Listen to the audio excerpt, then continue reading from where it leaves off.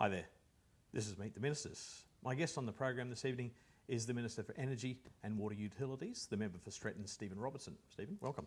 Thank you. You got a bit of a family background in politics. I understand that your father sort of helped to create an interest for you in politics very early in life. Tell me about your dad initially. Well, we came from Scotland and came out here in 1965. And at that time there were, at the old Wacol immigration camp, there were two opportunities for unskilled migrants. One was to go to Mount Isa and work in the mines, and the other one was to get a start at the new oil refinery at the mouth of the Brisbane River. Mm-hmm. Given that Mount Isa were going through the great strike at the time, Dad was never going to be a scab, so he chose the oil refinery, and out of that he got involved with the union there, the Australian Workers' Union, and became a shop steward. And during the oil industry industrial unrest in the 70s, our house became sort of an interesting place, full of politicians and union officials, and there was a lot of discussion, and it was exciting. And I think my early interest in politics was sparked by that period of time where Dad was on strike for many, many months. He had to actually get part-time work to see us through, but out of that was the 35-hour week campaign, which they ended up succeeding in. But I think that's where it all started from. You were pretty young when your parents made the decision to emigrate to Australia. What was the thinking behind that move? Dad had visited Australia during World War II, and when he returned to Scotland, there wasn't much opportunities. The oil industry hadn't yet kicked off, or the oil and gas industry, and he just felt that Australia offered better opportunities for him and his family, and indeed that turned out to be the case. I've been forever grateful to Dad for making that decision to emigrate to Australia.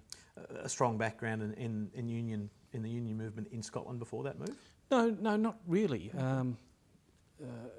In fact, Dad came from whilst they were poor as church mice, they tended to be conservative, but Dad was the only one who voted Labor, apparently.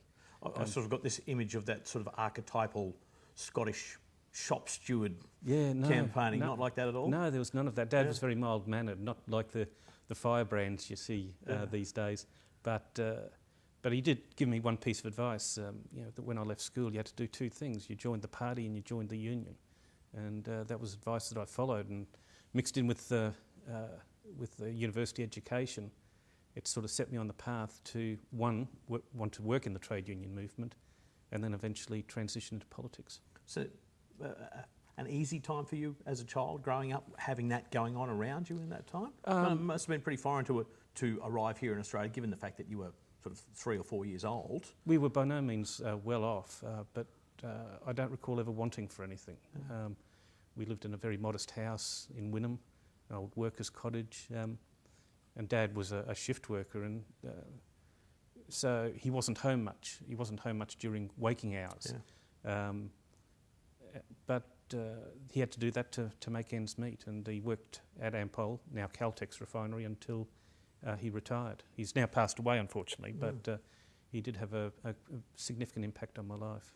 He was a very decent human being. That interest in unions, can you look back to a point where you actually had that realisation in your mind that this was maybe the career that you were aiming for? It could.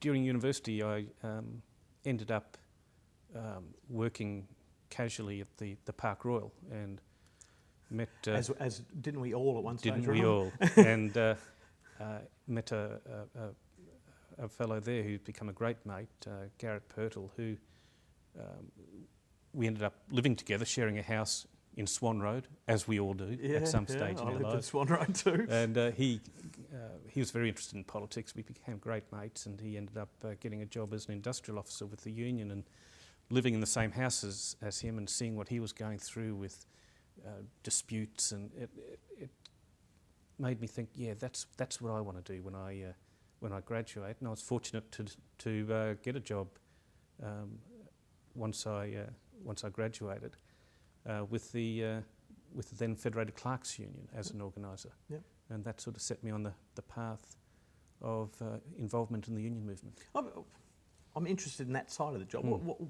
For a young man straight out of uni, what was your actual duties? What were you involved in on a day-to-day basis? Going to offices, recruiting people into the union, obviously representing their interests to their employer, if negotiations, wages, unfair dismissals, workers' compensation matters. It was very varied, quasi-legal in many respects, and that was a real interest for me, particularly the advocacy part before the old State Industrial Commission, where you ended up doing a lot of research in terms of overall wage claims.